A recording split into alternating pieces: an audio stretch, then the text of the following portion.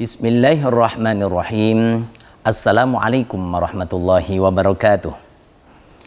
Innal hamdalillah hamdan katsiran thayyiban mubarakan fi kama yuhibbu rabbuna wa yarda. Asyhadu an la ilaha illallah wahdahu la syarikalah wa asyhadu anna Muhammadan 'abduhu wa rasuluh.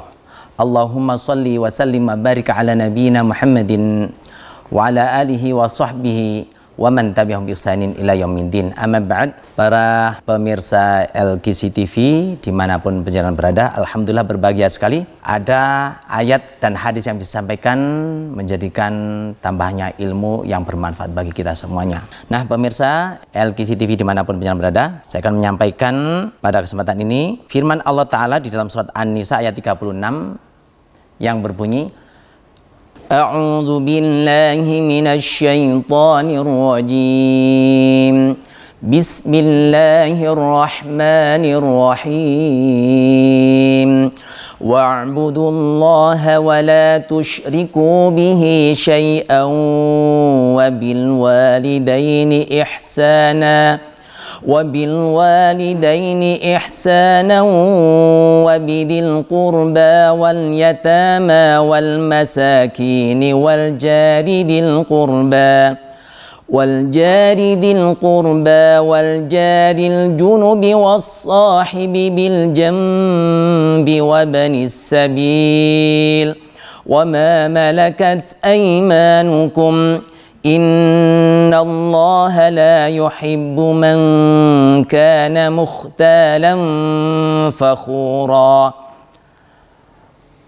Para pemirsa dimanapun penjenengan berada, di dalam surah An-Nisa ayat yang ke-36 ini Allah Ta'ala perintahkan agar kita semuanya beribadah kepada Allah Ta'ala. Wa'budullah, dan sembahlah Allah, wa la tusyriku bihi syai'an, dan janganlah kalian menyekutukan Allah Ta'ala dengan sesuatu apapun. Jadi kita diperintahkan oleh Allah Ta'ala untuk beribadah kepada Allah Ta'ala, dan jangan menyekutukannya. Wabil walidaini ihsana, perintah Allah Ta'ala berikutnya adalah agar kita semuanya berbuat baik kepada ibu bapak. Wabil walidaini, kepada kedua orang tua kita. Kita akan perhatikan apakah kita sudah berbuat baik kepada orang tua, bagaimana sikap kita kepada ibu dan bapak kita semuanya. Jangan sampai menjadi anak-anak yang durhaka, tapi jadilah anak yang birrul walidain, anak yang berbakti kepada kedua orang tua. Di dalam surah Al-Isra ayat 23 pun juga Allah Ta'ala telah perintahkan, a'udzubillahi minasyaitonirrajim, wa qadha rabbuka alla ta'budu illa iyyahu, dan Allah telah perintahkan Allah ta'budu illa iyyahu, bahwasanya janganlah kalian beribadah kecuali kepada Allah Ta'ala saja. Wabil walidaini ihsana, dan terhadap kedua orang tua berbuatlah baik. Sama di dalam ayat 36 surat An-Nisa ini juga begitu. Artinya apa? Kedudukan orang tua itu perintahnya setelah perintah beribadah kepada Allah Ta'ala dan jangan menyekutukannya. Yang kedua adalah perintah agar kita semuanya berbuat baik kepada orang tua, agar kita berbakti kepada kedua orang tua. Suatu ketika Rasulullah SAW bersabda kepada para sahabat, Ala unabbiukum bi akbaril kabair, maukah kalian aku kabarkan tentang dosa yang terbesar? Kemudian para sahabat menjawab, Bala ya Rasulullah, nggih ya Rasulullah. Qala, kemudian Rasulullah SAW jelaskan, al-isyraku billah. Dosa besar yang pertama itu adalah syirik, ya, menyekutukan Allah Ta'ala. Al-isyraku billah. Yang kedua adalah wa'uququl walidain. Durhaka kepada kedua orang tua itu adalah dosa yang terberat atau dosa yang terbesar setelah menyekutukan Allah Ta'ala. Untuk itu ini menjadi pengingat kita semuanya. Saya pribadi, penjenengan semuanya yang menyaksikan siaran ini, yuk kita introspeksi. Sudah kita berikan apakah orang tua saat ini? Lebih-lebih di bulan suci ini, apa yang sudah kita buktikan untuk kedua orang tua kita? Doa sudah setiap hari. Kalau orang tua kita masih hidup, apa yang dia sukai? Berikanlah. Berikanlah. Ini dalam rangka kita menyenangkan hati orang tua. Wabil walidaini ihsana. Wabidil qurbah, dan berbuat baik kepada kerabat dekat. Wal yatama, dan berbuat baik kepada anak-anak yatim. Wal masakini, dan berbuat baik kepada orang-orang miskin. Wal jaridil qurba, dan terhadap tetangga yang dekat. Wal jaril junubi, dan terhadap tetangga yang jauh. Ini yang menjadi topik pembahasan kita pada sore hari ini, tentang berbuat baik kepada tetangga. Karena Rasulullah SAW berpesan kepada kita semuanya, la yadkhulul jannata man la ya'manu jaruhu bawaikoh. Tidak akan masuk surga orang yang menyebabkan tetangganya tidak aman karena gangguannya. Lisannya gak iso meneng ambek tonggone, ganggu terus, apalagi perbuatannya ganggu tonggone. Nek kate gak ganggu gak enak, gatel. Nah, orang-orang tipe-tipe seperti ini, menurut sabda Rasulullah SAW, la yadkhulul jannata man la ya'manu jaruhu bawaikoh. Orang yang menyebabkan tetangganya itu merasa tidak aman karena gangguannya, dia tidak akan bisa masuk surga. Naudzubillah, tsumma naudzubillah. Ini pentingnya menghormati tetangga itu, sampai-sampai ketika malaikat Jibril berpesan kepada Rasulullah SAW, malaikat Jibril memberikan wasiat kepada Rasulullah SAW, tidak ada henti-hentinya pesan beliau kepada Rasulullah SAW tentang tetangga, seolah-olah beliau akan memberikan hak waris kepada tetangga, saking besarnya hak tetangga atas kita semuanya. Dan Rasulullah SAW berpesan begini, man kana yu'minu billahi wal yaumil akhiri fala yu'dhi jarahu. Di riwayat yang lain disebutkan fal yukrim jarahu. Hadis ini potongan hadis ya, Bukhari dan Muslim. Barang siapa yang beriman kepada Allah dan hari akhir, maka jangan mengganggu, jangan menyakiti tetangganya. Di riwayat yang lain fal yukrim jarahu, maka muliakanlah tetangganya. Kita kalau sama tetangga hidup berdampingan, kalau kita saling mengetahui, saling mengasihi, saling mencintai satu sama lainnya, insya Allah akan terjalin harmonis. Bagaimana bisa kita laksanakan biar saling mencintai, saling mengasihi, saling menghormati satu dengan yang lain? Yo ngaji. Tanpa ngaji kita tidak tahu bagaimana dan sebatas apa tetangga itu. Menurut Ibnu Mas'ud radhiyallahu an, yang namanya tetangga itu ke depannya itu 40, ke belakang 40 rumah, kanan kiri itu 40 rumah. Lah kalau 40 rumah, depan belakang kanan kiri, berarti sak mojo dadi itu, sak kampung itu semuanya adalah tetangga. Maka wajib kita menghormati semuanya. Nggak usah pilih-pilih, nggak usah pilih-pilih. Jangan sampai melanggar hak-haknya. Jangan sampai menodai harga dirinya, karena saking besarnya hak tetangga atas diri kita semuanya. Dan Rasulullah SAW bersabda masih mengenai tetangga.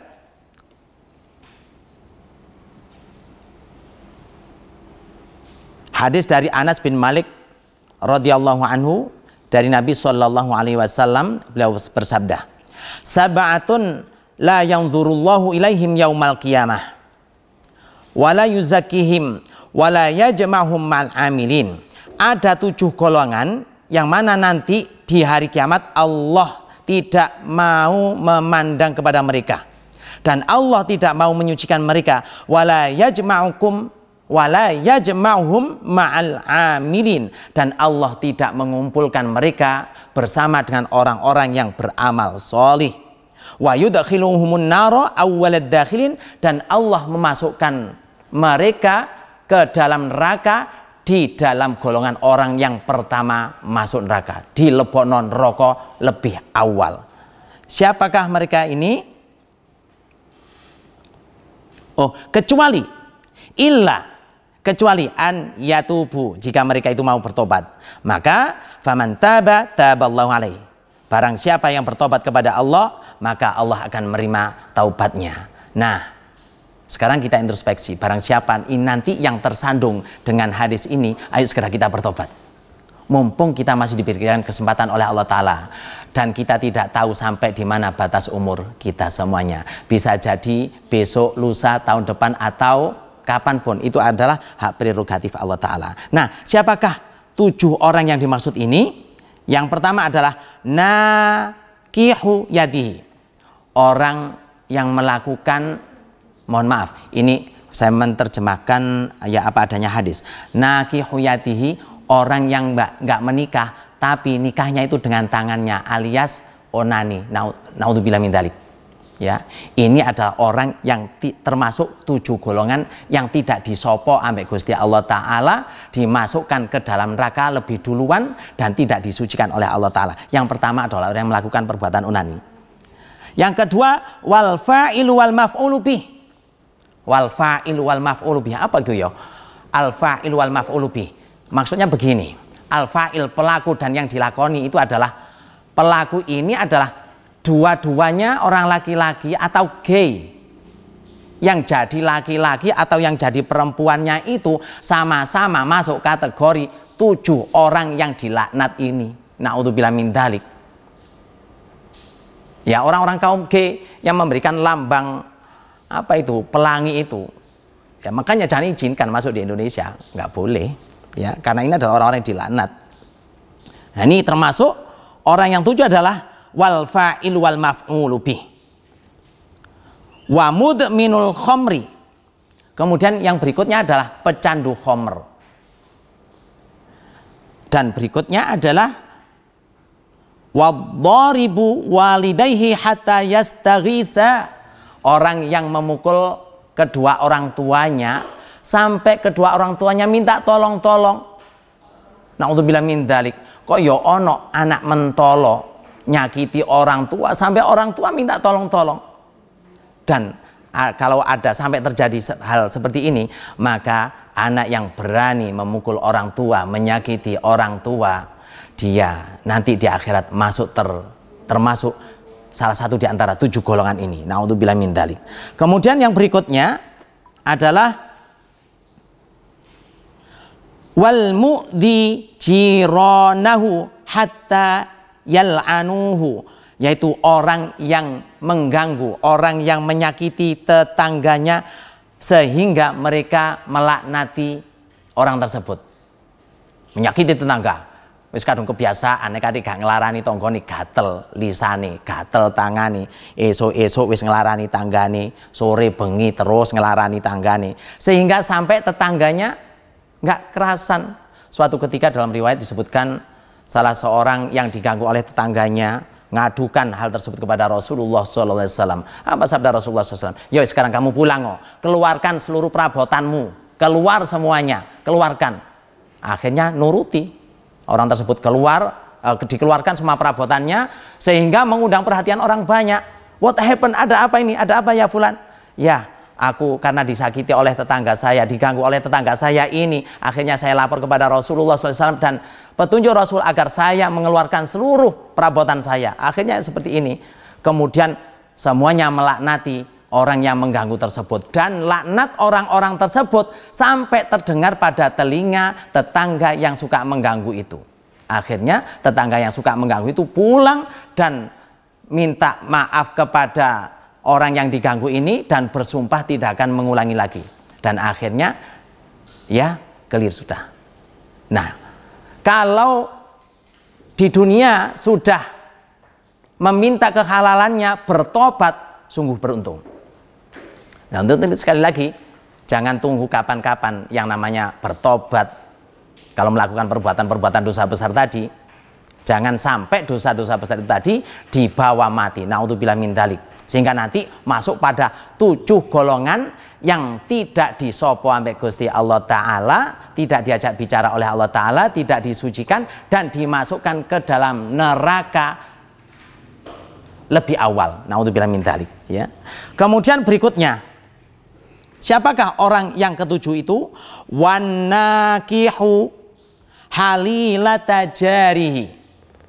Wannakihu halilata jarihi, orang yang apa ya nakihu itu ya, artinya nikah, tapi artinya itu adalah orang yang selingkuh dengan istri tetangganya. Naudzubillah min dzalik.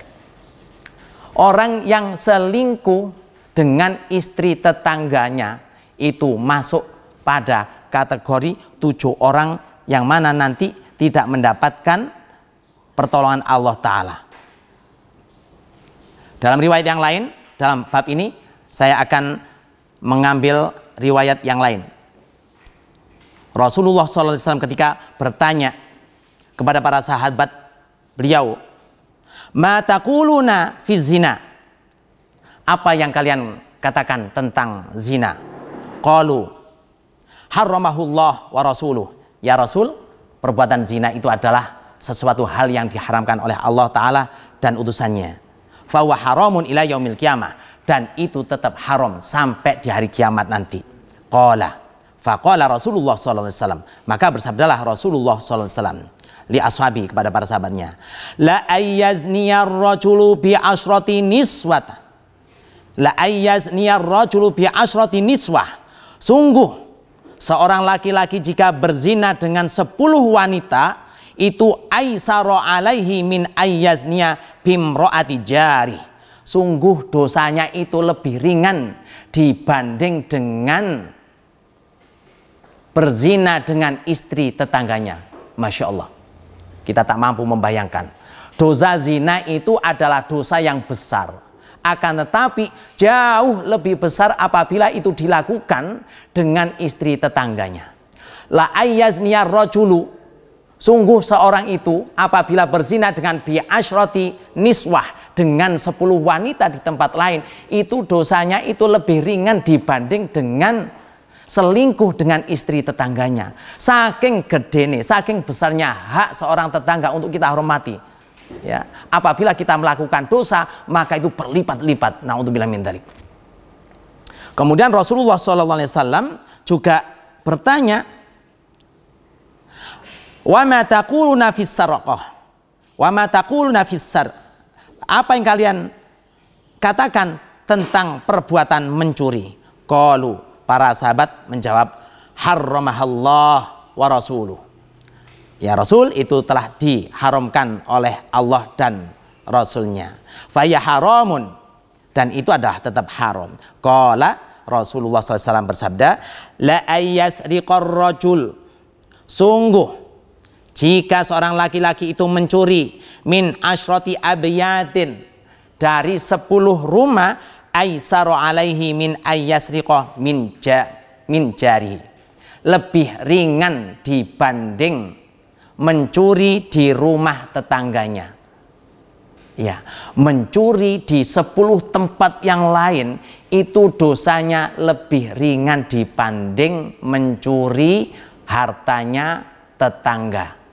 Subhanallah. Sekali lagi, saking besarnya hak tetangga atas diri kita semuanya, maka sebagai bentuk keimanan kita semuanya kepada Allah Ta'ala, sebagaimana sabda Rasulullah SAW tadi, man kana yu'minu billahi wal yaumil akhiri fal yukrim jarahu atau fala yu'di jarahu. Barang siapa yang beriman kepada Allah Ta'ala dan kepada hari akhir, maka jangan menyakiti tetangganya, muliakanlah tetangganya. Untuk itu saya berwasiat kepada saya pribadi, juga para pendengar, pemirsa LKC TV dimanapun penjenengan berada, mari kita manfaatkan di momen Ramadan ini dengan belajar untuk menghormati orang lain, lebih-lebih tetangga kita semuanya. Karena hak tetangga begitu besarnya, sampai-sampai Rasulullah SAW mengira malaikat Jibril akan memberikan hak waris kepada tetangga. Saking besarnya hak-hak tetangga kepada kita semuanya. Mari kita latihan dan berlatih di bulan Ramadan ini. Kita berlatih bersabar, menahan diri, terutama mengontrol lisan kita, mengontrol tangan kita semuanya, lebih-lebih kepada tetangga kita semuanya. Jangan sampai dengan lisan ini atau tangan ini menyebabkan tetangga kita semuanya tersakiti. Kalau kita pernah menyakiti tetangga kita semuanya, mari segera kita bertobat. Minta kehalalan tetangga kita semuanya sebelum ajal kita dijemput, sebelum kita semuanya dijemput oleh Allah Ta'ala, sebelum kita berpulang. Sungguh rugi, sungguh bangkrut bagi orang yang belum meminta kehalalan kepada tetangganya apabila pernah menyakiti tetangganya. Karena Rasulullah SAW sebutkan begini, Atadaruna mal muflis. Tahukah kalian siapakah orang yang bangkrut? Qalu, para sahabat menjawab, al muflisu fina man la dirhaman wala mata. Orang yang bangkrut itu ya Rasul, orang yang tidak memiliki dirham, orang yang tidak memiliki perabot, orang yang tidak memiliki mobil kalau zaman kita sekarang, orang yang tidak memiliki hal-hal yang kita banggakan. Tapi bukan itu sabda Rasulullah SAW. Bukan itu. Al muflisu min ummati, orang yang bangkrut di kalangan umatku adalah man ya'ti yaumal qiyamati bisolatin wa zakatin wasiyamin. Orang yang datang kelak di hari kiamat nanti dengan membawa pahala sholatnya, puasanya, pahala zakatnya, dan pahala yang lainnya. Akan tapi dia datang itu juga membawa qad syatama hada wa qadhafa hada wa safaka dama hada wa akala mala hada wa daraba hada. Dia datang pun juga membawa pernah melakukan, pernah menuduh si fulan, pernah menyakiti si fulan, pernah melecehkan si fulan, pernah memakan harta si fulan, pernah memukul si fulan, pernah mengalirkan darah si fulan. Sehingga kelak di akhirat nanti pahala yang berbondong-bondong dia bawa itu akan dibagi-bagi kepada orang yang pernah didolimi. Fayu'to hada min hasanati, hada min hasanati. Kalimat yang berulang ini artinya pahala-pahala tersebut dibagi-bagi kepada orang yang pernah didolimi. Kalau masih ada yang menuntutnya, fa in fanayat hasanatuhu qabla ayyuqdu alaihi, apabila pahalanya itu sudah habis dibagi-bagi sementara yang menuntut masih ada, maka ukhidha khotoyahum faturihat alai, maka diambilkan dosa orang yang pernah dizalimi dan diberikan kepada orang yang pernah menzaliminya. Tsumma turiha finnar, kemudian dia dilemparkan ke neraka. Na'udzubillah, itulah orang yang bangkrut. Nah, untuk itu mumpung kita masih diberikan kesempatan oleh Allah Ta'ala, yuk mari sekali lagi kita jaga lisan kita, tangan kita, jangan sampai kita menyakiti orang lain terutama tetangga. Dan apabila kita pernah menyakiti, kita pernah melakukan kesalahan, segeralah minta kehalalannya agar kita menjadi orang yang bahagia di dunia dan di akhirat. Mudah-mudahan bermanfaat. Terima kasih atas perhatian dan mohon maaf atas segala kekurangan. Ihdinas siratal mustaqim wal afu minkum. Wassalamualaikum warahmatullahi wabarakatuh.